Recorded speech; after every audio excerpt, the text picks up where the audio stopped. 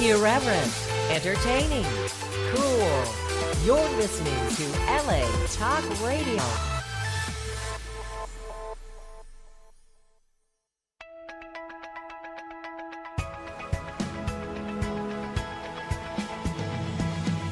You're listening to Question Reality with Priscilla Leona, right here on LA Talk Radio.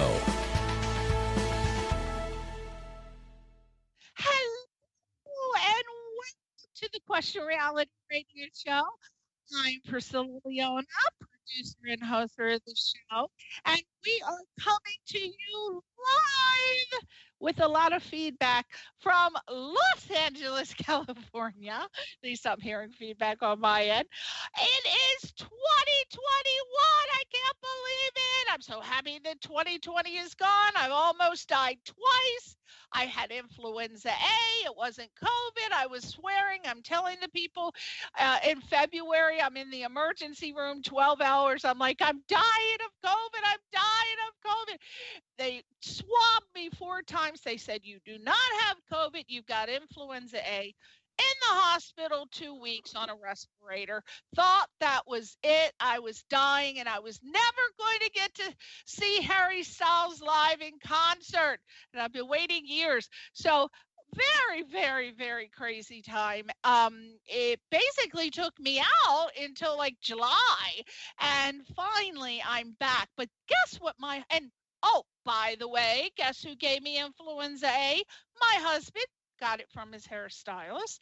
Then that was my Valentine's Day present, because I was actually in the emergency room and in the hospital for 2 weeks during Valentine's Day. And then guess what he gives me for a Christmas present? Chicken pox.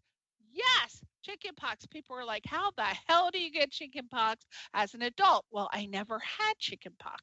And my husband got shingles from his dad, came back, and you have to get chicken pox before you get shingles. So now I'm primed, I'm ready, and qualified to receive shingles. Oh, it's horrible. I'm in total panic mode. I'm like, my God, at least it wasn't COVID, but still, people, I'm on my last death leg. I got one leg in the grave. I don't know. Just treasure these damn shows, because I don't know when I'm going to just die of one of these diseases. They're looking for me. I'm hiding out. Oh my God. So anyway, back to the show. A lot of you, I really appreciate all of my loyal fans of the show. They were, I must have gotten, the last count, it was like 787 emails, because they wanted to know what was happening with the show. I just had a show in January, and then I was out. So this is the first year of the first show of the new year. So hopefully let's keep them going. So as you know, for 12 years, we have been providing our audience with entertainment industry career advice. Now, you're saying, is this show for me if you're tuning in for the first time? Well, yes, it is for you. If you are questioning your career in the entertainment business, or if you're thinking about pursuing a career in the entertainment industry, or if you're already working in the entertainment industry and you just are interested in tips on how to elevate your status. Now, the guests on our show include Emmy winners, Grammy winners, Tony Award winners, reality TV stars, and working professionals. And the working professionals include producers and directors and casting directors and talent managers and agents and actors and singers and comedians and writers. We have PR agents, publicists, screenwriters, script supervisors, stunt people, celebrity makeup artists, and I always have an entertainment attorney come on towards the end of the year, because you are definitely going to need one. Even if you're just starting out in the business, highly recommend that you find a great entertainment attorney, because you really need to know about the little cons and scams and contractual obligations that can really get you in trouble. Now, if you missed any of our shows, here are the 3 ways that you can listen to our past shows. Number one, we have a free mobile app. You can get it on the App Store and the Google Play Store. I'm sure you know that. Highly recommend the mobile app. That way you can listen to me all the time, 24 hours a day. Priscilla. You can listen to me.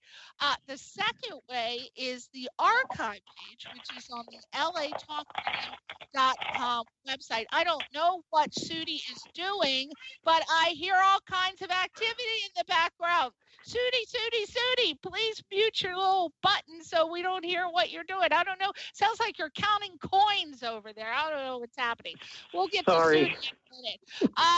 The archive page, which is the latalkradio.com website, and you just search for our title, which is Question Reality.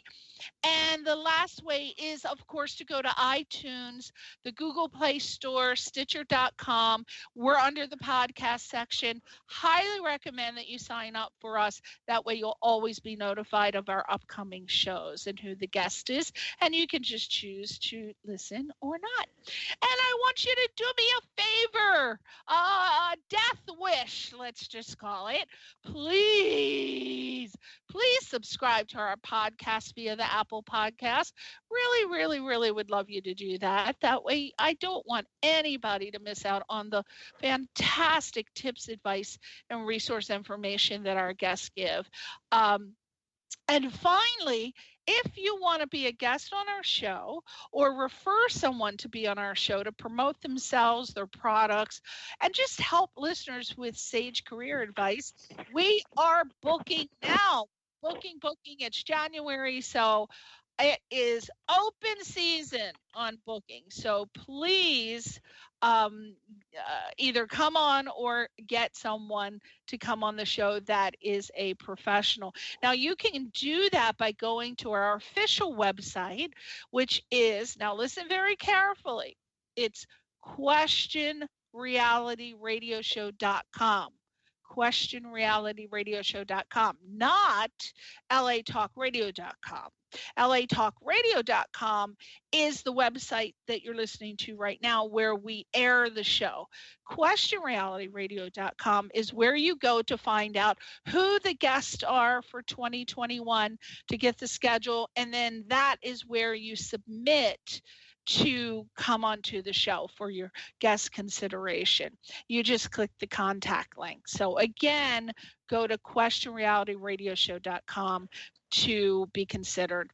And that is my spiel for the year. So thank you for listening to me.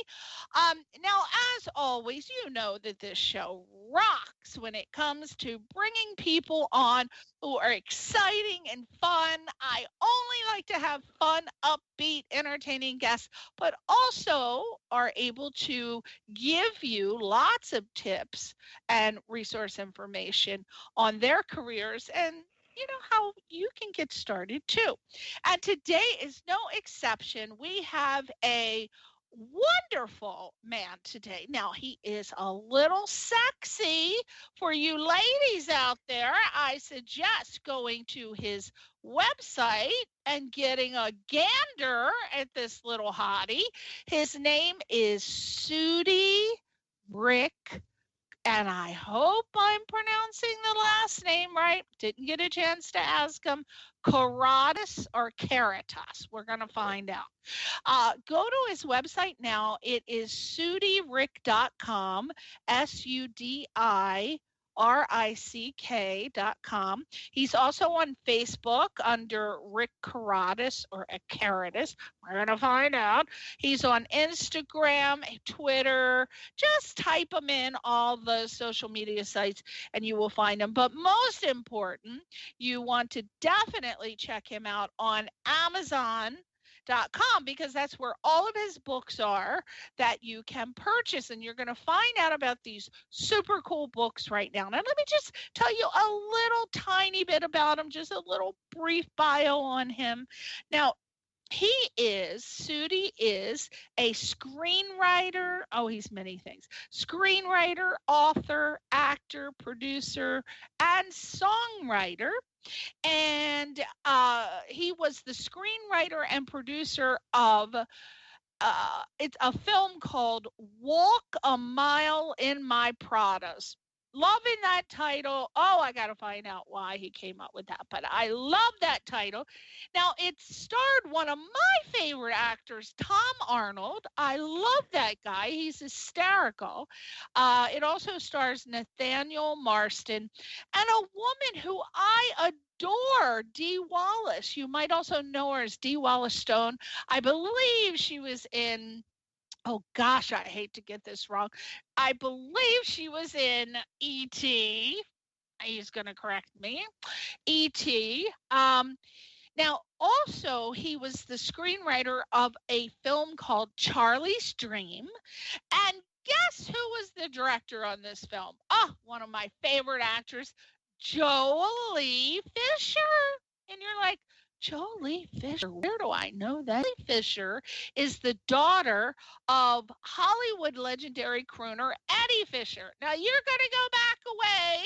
If you remember Eddie Fisher, he was back in the day. Also, her mom was Connie Stevens. And again, these are legendary entertainment icons from, you know them. If you've been in the entertainment business 30 plus years or more, you know who they are. Now, Sudi is also the author of many books, including, now wait till you get this title. Oh, when I heard this title, I said, I love it. I love it. I love it. I love it. It's called How Catering Sucked the Life Right Out of Me. Now, many things sucked the life out of me. I got all kinds of people and things, but never catering, because I've never participated in that occupation. But I have friends that have done it, and boy, I can relate to just the title. So we're going to find out how he came to name the book that title and what it's about. I'm so interested. And then he's also the author of a book called Rainbow Relatives, Real World Stories and Advice on How to Talk to Kids About LGBTQ Families and Friends. And recently, now everybody knows for 12 years, I've told you how much I'm obsessed with Christmas. And when my husband and I retire, we're moving to North Pole, Alaska, because I have to be in a town that is like a Hallmark town that celebrates Christmas 365 days a year. So anyway, I was excited when I saw that Sudi wrote and released a Christmas song, which I have not heard yet. I haven't even had a chance to check it out. It's called Midnight Will Be Clear, and it's sung by Adrian Christian. And I'm just so excited to get started. I just can't even stand it. So without further ado, I mean, his bio could go on for 3-4 pages, but this is all I could do for now. We're just going to talk to him.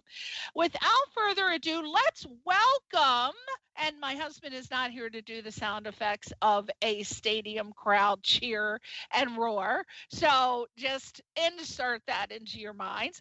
Without further ado, let's welcome Sudi Rick Karatas. Yay! Hi, thanks so much. I'll wait for the applause to die down. Let's just wait a second here. Woo!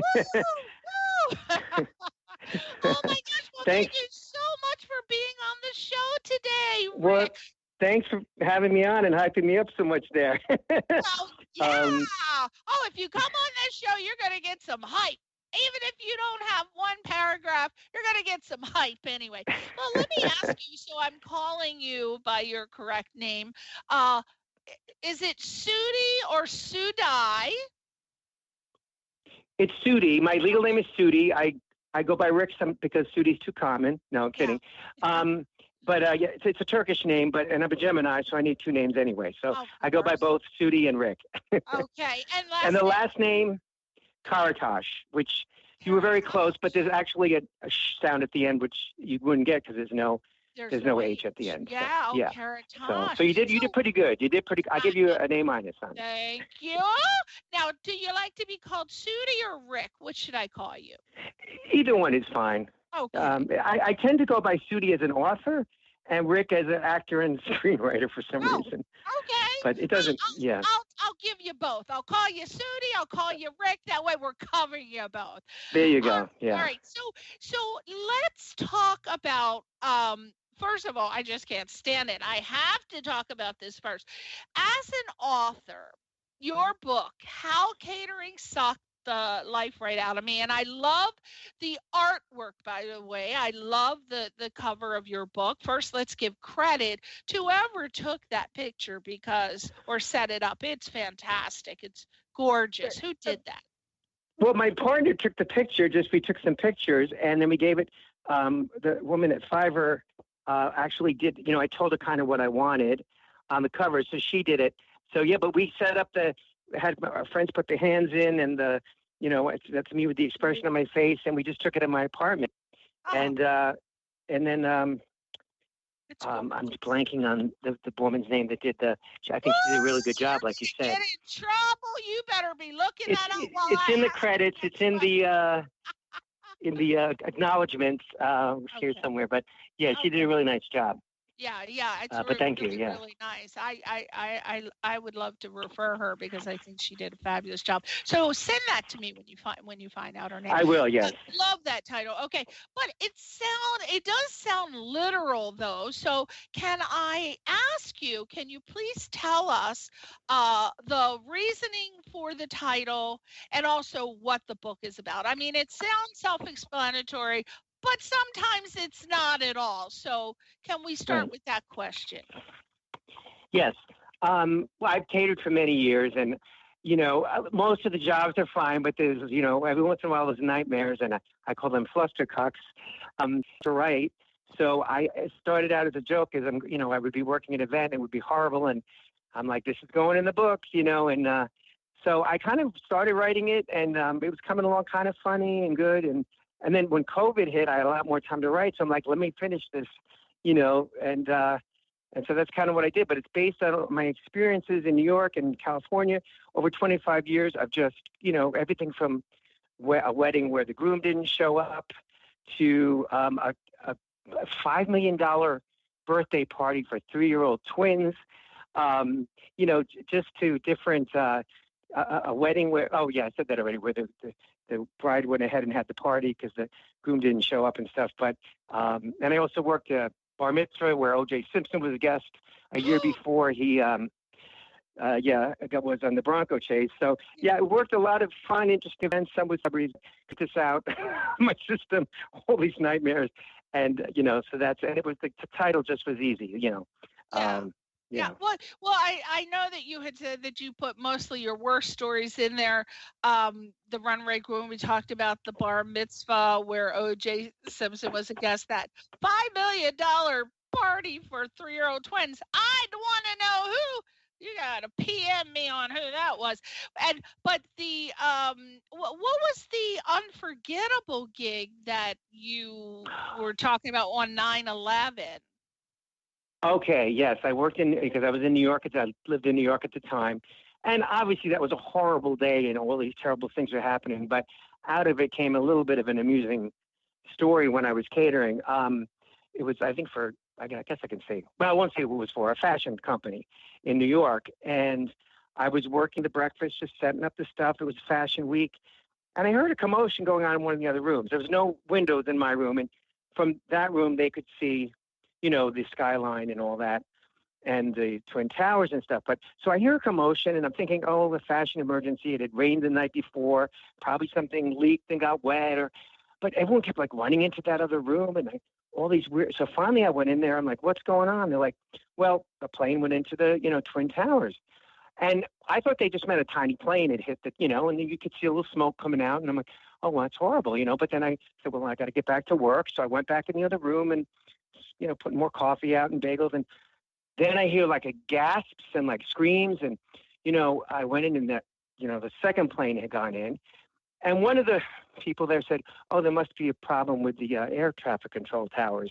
And I'm thinking, wait, what? No, they're saying you're clear. They don't see a big building in front of them. Like, how stupid is that? At that point, it was obvious it was a keep working. And if I could for a while, I said, okay, because I really felt safer there than going out into the streets and stuff.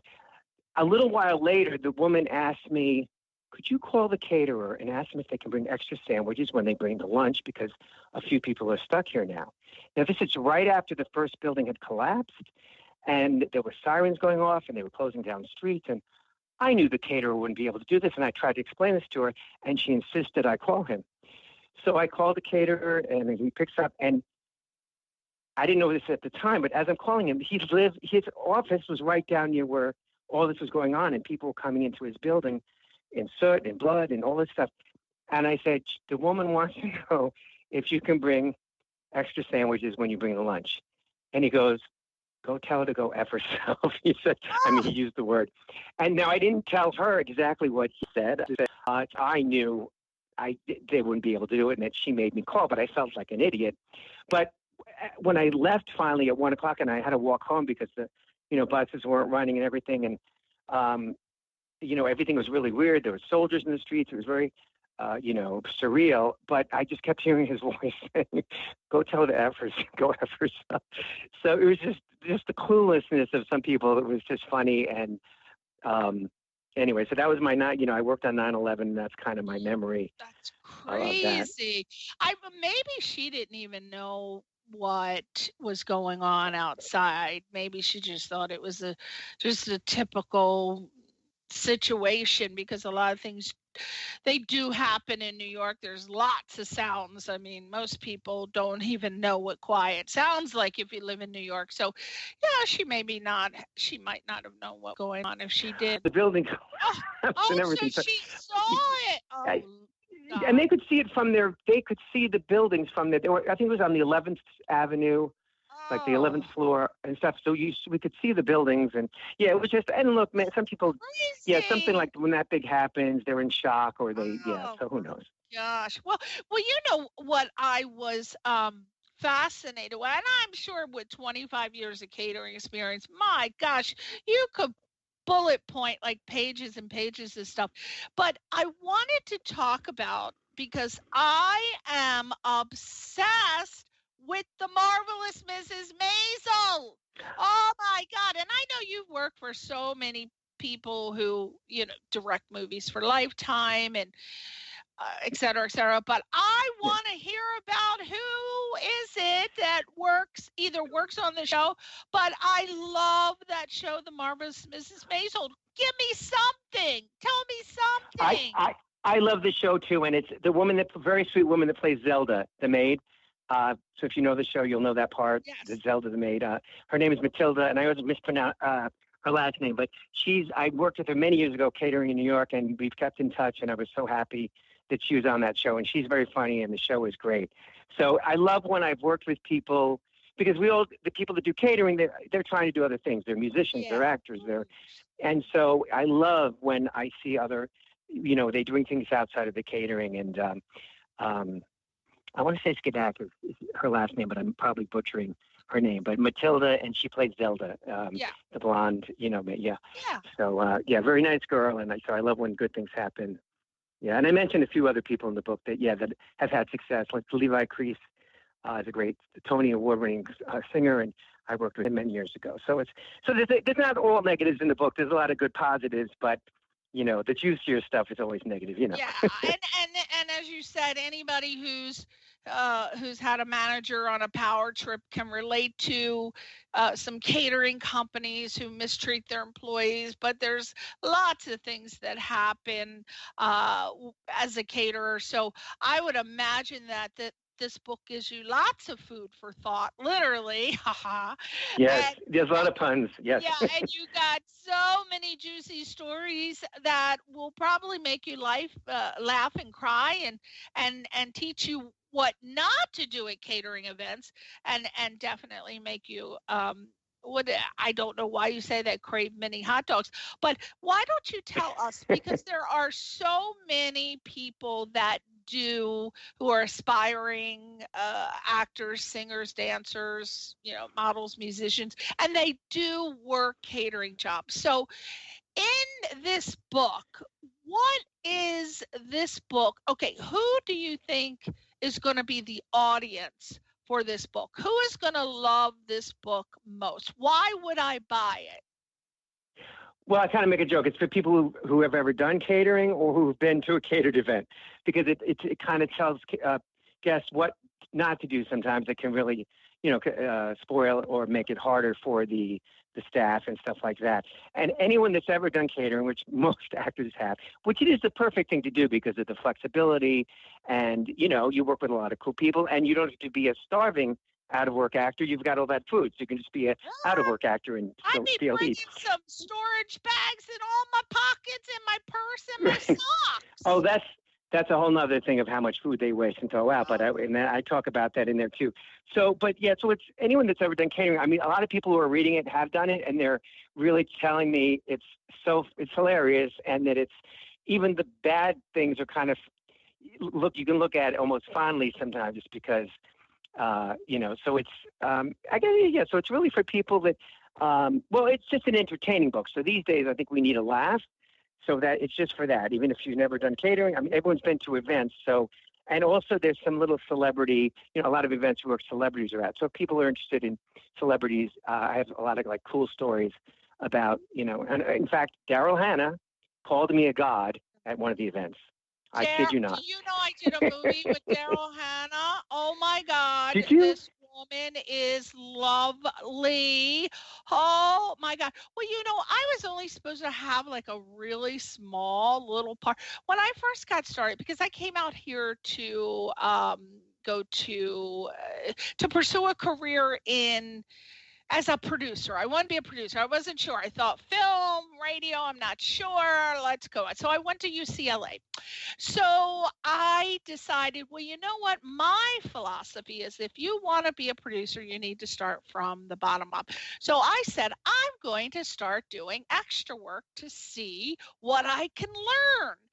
And so a friend of mine said, oh, you know what? Daryl Hannah's having a movie and doing a movie, and I'll be able to get you a part as an extra. Are you interested? I'm like, yeah. So she just got me on the set, and I don't know what happened, but the next thing you know, I'm sitting, it was a diner scene, and I'm sitting there, and Daryl Hannah comes over and sits in the booth where I'm sitting, because every other booth was occupied. And the first thing I noticed is that she was missing a finger.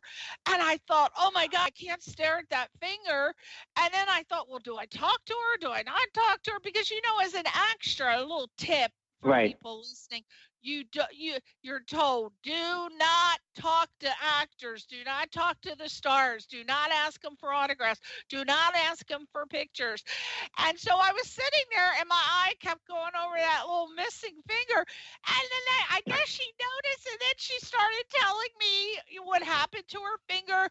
And me being a natural conversationalist, next thing you know, she and I are talking about everything, because I had seen practically all of her movies.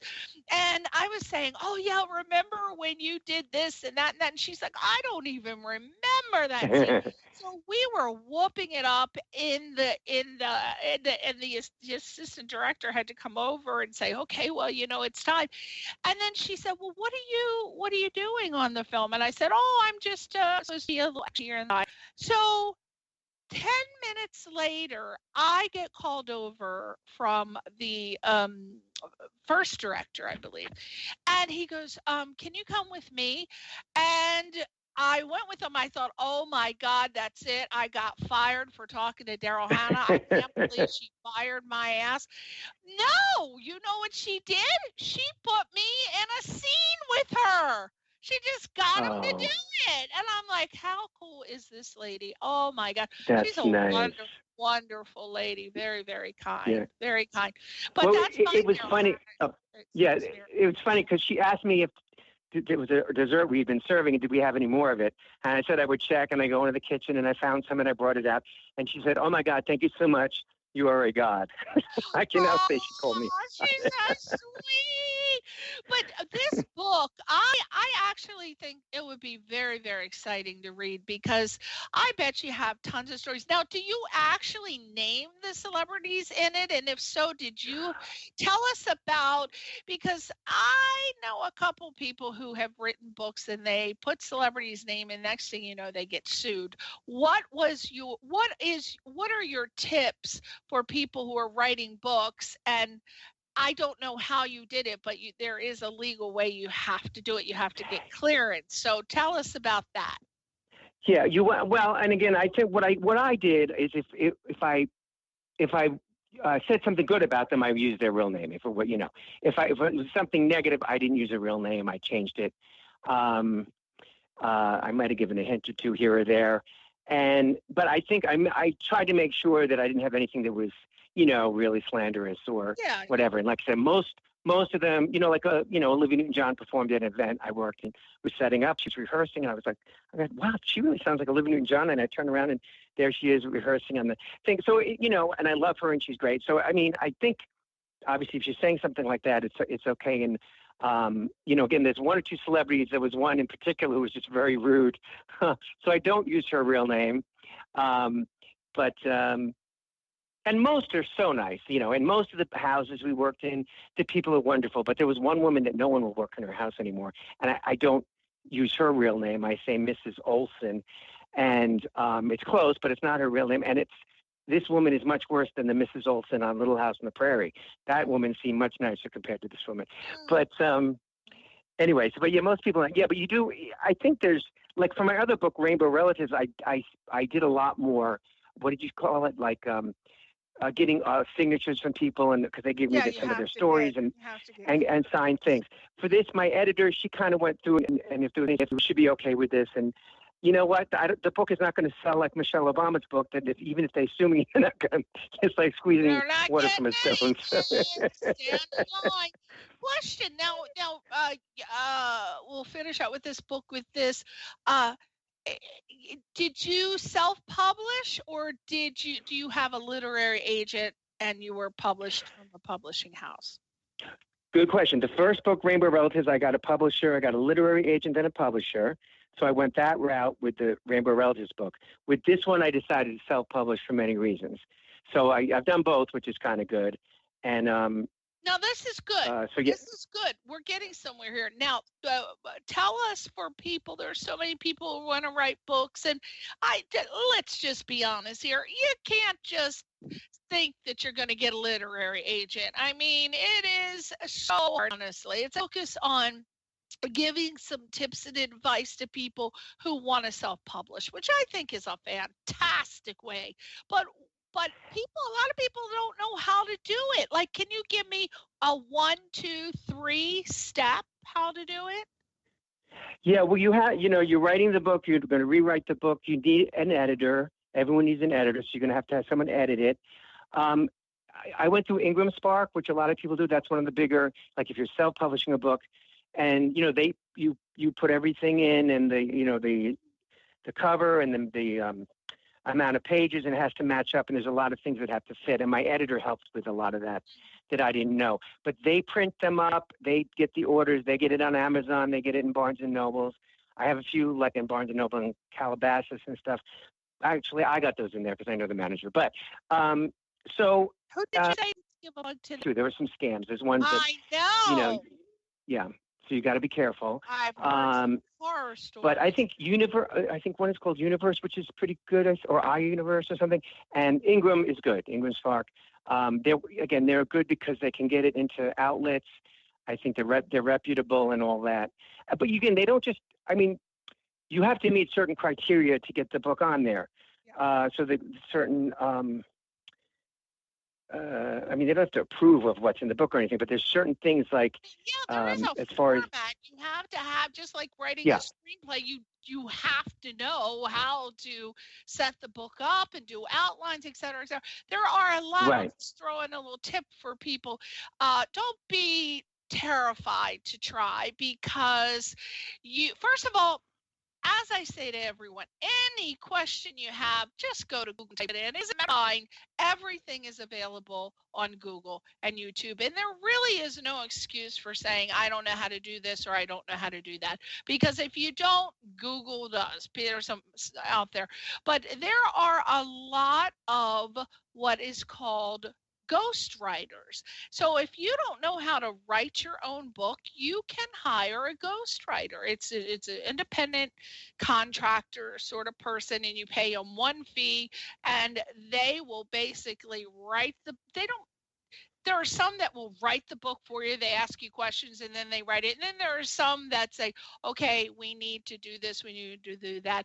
That is something I always recommend if you have absolutely zero experience. And it's very inexpensive to hire a ghostwriter. There are companies that do that. So I would look into that is great. Yeah, that's great advice. In fact, my friend Cody, he kind of hired me to help him write his book called Changing the Stars. It's a memoir, and that's going to come out later this year and stuff. So he had a really great story, but he didn't really know how to write it. So I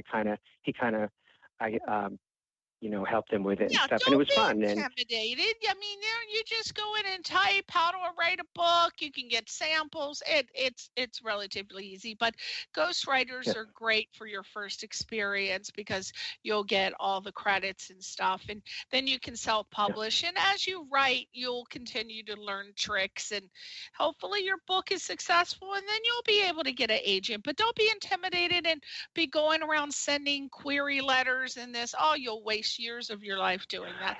Okay. That's the big, go ahead. Yeah, go ahead, sweetie. Go ahead. What were you going to say? No, so that is the big difference, because if you go with the publishing route, it takes much, much longer. Oh, yeah. The query letter, then the literary. So the other book took me like 5 years. Or whatever. This one, I wanted to get it out in 3 months. Get it out there and publish it and just move on with your life. And, if it's not a success, at least it's your personal accomplishment. It's something you can say, well, you know what? I did it. I can check it off my bucket list. Now, let's move on to your second book called Rainbow Relatives, Real World Stories and Advice on How to Talk to Kids About LGBTQ Family and Friends. Boy, that's a long title. So, now this title really sounds self-explanatory, but I'm not going to assume. Can you tell us the inspiration, which was why you wrote this book? Yes. And it came out about 2 years ago. But about, I think 10 years ago, I was speaking with my sister in Delaware from California, and her kids, my nieces and nephews, were young. And I kind of asked her, by the way, do your kids know about my orientation? And she was like, I think so. I'm not sure. I'm not sure how to talk about that. I wish there was a book on that. And I'm like, that's a good idea. I love to write. So that night, I came up with the title, How to Tell the Kids About Uncle Mary and Aunt Butch, because I wanted to be humorous, but I didn't go with that title. And then I just started, talking to people on first that subject, like how aunts and uncles came out to nieces and nephews and that kind of thing. And actually that chapter is called Your Uncle Wasn't, there was no monster in your closet, but your uncle was. I think that chapter is called that. Oh, that's funny.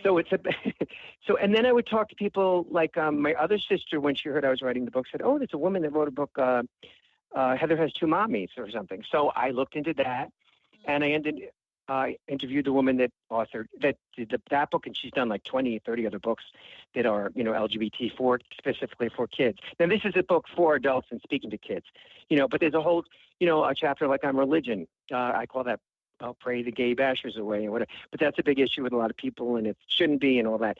And, now a lot of kids have two moms and two dads. So I interviewed, families that had that. There's when one parent turns out to be gay, there's a whole chapter. That one's called Daddy Left Mommy for Tommy.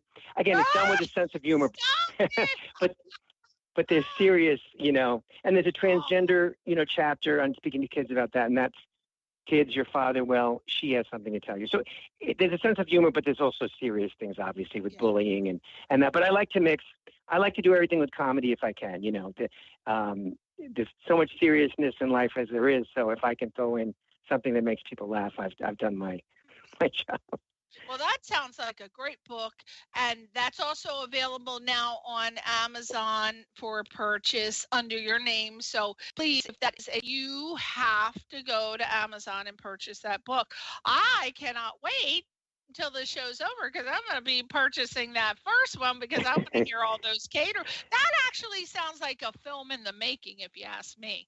Actually, a TV series. I'd love to make it a TV series. Yeah. Oh, yeah. That would be a really good sitcom. Yeah. Oh, By the way, the Rainbow Relatives was published by Skyhorse Publishing, and Matt at Fresh Books Inc. was the literary agent. So I want to kind of give them a thank you and credit. Yes. Yeah. Let's get that in. Real quick, because we are running out of time. I can't believe it. We've been. I want to talk about Walk a Mile in My Prada, starring Tom Arnold and Nathaniel Marston and Dee Wallace. Love Dee Wallace. It used to be Dee Wallace Stone. She's back to Dee Wallace. Yep. Love her. Tell me. What's it about? And I love her too. I'll start with that. And she was great to work with, Dee Wallace. Love her. It's okay. So it's kind of like Freaky Friday with a gay straight twist. This macho, homophobic construction worker gets his sexual orientation switched with his gay coworker 2 weeks before his wedding, thanks to some Christmas magic. Oh, you love Christmas, you said. So there's a lot of Christmas in the movie as well. Oh my God! Yes. Yeah. Really. So. Yeah, and Tom Arnold plays the boss of these guys. He's very funny. He was great to work with. And Nathaniel Marston, unfortunately, he passed away 2 years ago, but he's great in the lead. And we had a lot of really great people that helped with the movie. And Joey Sylvester directed it. And it's on Amazon Prime now, and it's free on Prime if people. Oh yes, I'm going to watch it tonight. I'm going to force my husband to watch it. He hates anything related to Christmas. Do you know? Oh my God, Rick! I have watched since this whole COVID thing. I have watched 100. Are you ready? 120 Hallmark Christmas movies from October. Oh my God! Christmas! So I'm going to definitely rent that. Hey, everybody! Let's rent that tonight. Walk a Mile in My Pradas on Amazon Prime. I have to. And if you have Prime, it's free. It's free if you have Prime. So that's cool. If you have Prime with Amazon, it's free. So there you go. Yes. You were the screenwriter of Charlie's Dream with Jolie Fisher. Yeah. I love that chick. Just so you know, we didn't. That is not shot yet. I think you might have made it. It's in development. Yeah, exactly. We're trying to shoot it this year in Nashville, and I'm very excited to have Jolie Fisher directing it. And so far, we have John Schneider interested in the lead and a few other things. But so that's a lot of work. And I was like, oh, it's in development. I have to get involved because, you know, I am a producer of films. You can go on IMDb and look me up. I've got tons and tons of credits. So I'm like, something. I want to, even if he needs money, I'll throw a couple grand at him. I want a credit on that movie. So hit me up. But I just love Jolie Fisher. I've seen so many things. And, you know, as a child, I always got her confused, though, with thinking that she was Carrie Fisher's daughter. And my mother's like, no, she is Connie Stevens and Eddie Fisher's daughter. So I know the difference now, but I always got that confused. But she's a fantastic actress, full of energy. I did not know she was directing, though. She's just been getting into it. She's a great singer and great actress, and she's getting into directing now, and it worked out where this was the type of film she was looking for, and she was doing one other one and stuff. Of course, with COVID, everything has been kind of pushed back, but I'm very excited to have her do it because I think she's going to do a really great job. So it's in development now, you guys. Everything's on kind of hold, right? I hope. Yeah, and I mean we're still working on the financing a little and the funding and all that, but we should be good to go later this year. And as you probably know, that's the hardest part is that. But we have a good cast coming together, and I'm hoping to get Dolly Parton in it. It's a family inspirational film with a lot of country music in it and stuff, and it's totally different from. Yes. Yeah. Well, PM me, and if you need some cash flow, I'll throw some cash your way. But I would love to, at least come on the set and watch a day of shooting or something. But because I can hook you up, honey, I know some celebs. I just threw a Grammy party at Jamie Foxx's house on December 27th. Oh, wow. So I can hook you up with some people. So PM me. Okay. PM me. I shall. Now you okay, so let's see what else we cover. Oh my gosh, I was rolling when I read this. The Christmas song. You know I have to have it. Oh, Is it on well, it's on iTunes. It's called Midnight Will Be Clear, and it's on YouTube, iTunes, Amazon. Adrian Christian does a great job on it. I'm gonna have to look him up. I didn't have a chance. Yeah, great sir. The full Christmas CD will come out next season, but he wanted to release the single. Yeah. It's a song I wrote last year, and I made a little video to it, which you can check out. You'll enjoy it. Where's the video? On YouTube? Yeah, YouTube, Midnight Will Be Clear, and then you can hear his version also on YouTube and iTunes and stuff. So I kind of did my own little. Yes. And go ahead. Since you love Christmas, I have another song I wrote called "All I Want for Christmas Is Some Sleep," and we did a video to that a couple of years ago. So you can check that out. I really did the video for those two. Are they all on iTunes? No, just I think I have a song called "Naughty or Nice" on iTunes. "All I Want for Christmas Is Some Sleep" is on there, and then on my website are some of the other ones. I can't even think of the names of them. Christmas is my. So Sure. that I can buy them. I want them on my playlist. I hear songs in these, of course, my Hallmark Christmas movies, and I'm like, oh, I've never heard that before. So I go on iTunes, I buy them immediately. I don't like the traditional ones. I have all those. I'm always looking for new artists and new songs. Yeah. Send me the. I don't think you get the whole $1.29. What do they give you? Like no, and I think it was on special for $99, but I'm not sure if it still is. But yeah, it's no more than $1.29. But people are really liking the song. Yeah. What do they give you? Like that's another thing because a lot of people ask me. I get emails from people who say, if when your song goes on iTunes, how much do you actually make? So if it's 99 cents, what do they give you guys? Like 25 cents or is it 50? I don't know if it's like near 45. I'm not even sure because it just came out in November, so I don't even have anything to go by as far as I didn't get. But it's been, yeah. That's prompt me. I'm going to bring somebody on from iTunes to find out so they can get accurate information because a lot of people want to know how much they would make. It's probably more than Spotify. I don't think Spotify you get very much. But they're changing that. They've actually made some laws recently to help songwriters get more money from these streaming services. So that's good. You can live off of that. Okay, so Charlie's Dream. Family inspirational film. We've got that to look forward to from Sudi Rick Karatas. Karatas. Say that if you're high 3 times. I don't know. Now, lastly, let's cover that dear letter to Abby, because when I was little, I was obsessed with reading those dear letter. You actually sent a letter to dear Abby. What did you ask? Okay, I have to come clean. So I didn't actually send a letter, dear Abby, but I look on the back of the book. I make a joke because I love writing books and songs and scripts and everything except checks. I don't like to write, but I kind of make a joke. I even wrote a letter to dear Abby. But you know what? I actually didn't write a letter to her, but I did write a letter to her sister. Do you know who that was? What was her name? Ann Landers. Dear Ann Landers. Yes. So, yeah. So I did write a letter to her when I was, I don't know, I think 16 or 17, asking if there was a pill that could make someone get or something. I don't remember exactly what I wrote, but I'm pretty sure I wrote something like that. So I think it was Ann Landers. I don't think it was Dear Abby. But more people know about Dear Abby, so I joke about the letter to Dear Abby. But I used to love reading those. Did you love those? They would ask questions. Yeah. I would be screaming at the people who wrote my mother said, what is wrong with you? Why are I'm like, because this is common sense. They're asking these questions and I think a 5-year-old could answer that. Why are they asking these dumbass questions? It's so crazy. Oh my God. Well, I tell you, it sounds like you are rocking and rolling in your career and things are going great. I highly encourage everybody to go on Amazon now, please, and buy Sudi's book. I bet you're going to laugh your ass off. He sounds like he's very, very funny. So go to and let's write it down now, people. Write it down. What's the name of it? Come on. What do you think? I know. Go ahead. What is it? Come on, it's your plug. Plug the book, baby. Plug the book. How catering sucked the life right out of me. Oh, yes.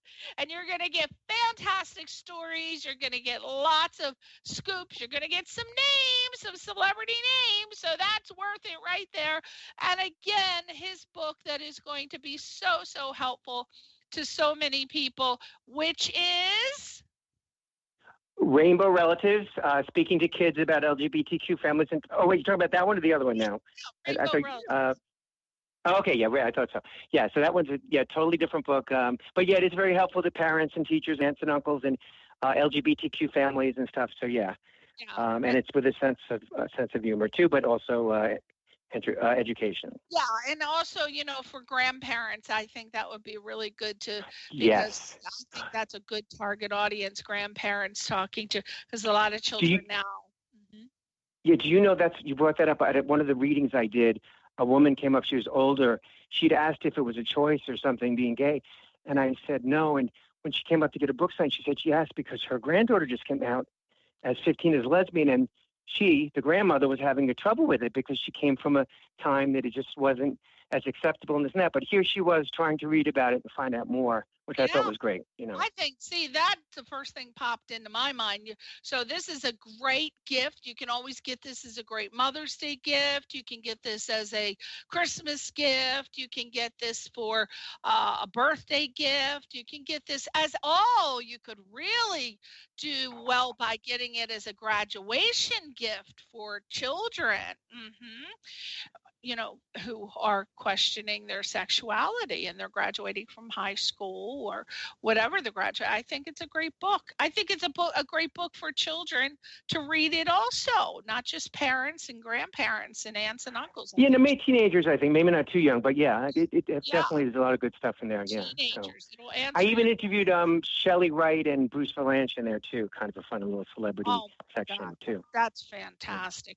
Well, let's make sure we go to Rick's website. It is Sudi Rick, SUDIRICK, SudiRick.com. Let's go purchase his book, but it's Sunday night. It is dinner time. We're about to order some Thai food, and guess what movie I'm going to be watching? Tell me what it is, Rick, on Prime. Walk a Mile in My Pradas. Walk a Mile in My Pradas. Oh, my God. Well, thank you so much, Rick, for coming on the show. We loved having you. You did a great interview. Please PM me. And anytime you want to come on the show to promote anything, you just send me a message and we'll get you back on. And hopefully next time you can come into the radio station. Oh, yeah, that would be fun. It would be great to meet in person. But, yeah, thanks so much for having me on. I really appreciate it. And it was fun. It was fun. You're fun, Sudi. Sudi Rick Karatas. Thank you, everybody, for listening. We'll see you next week on Question Reality. Say goodbye to your fans. That's you, Sudi. Say goodbye to your fans. Bye-bye, everybody. Bye.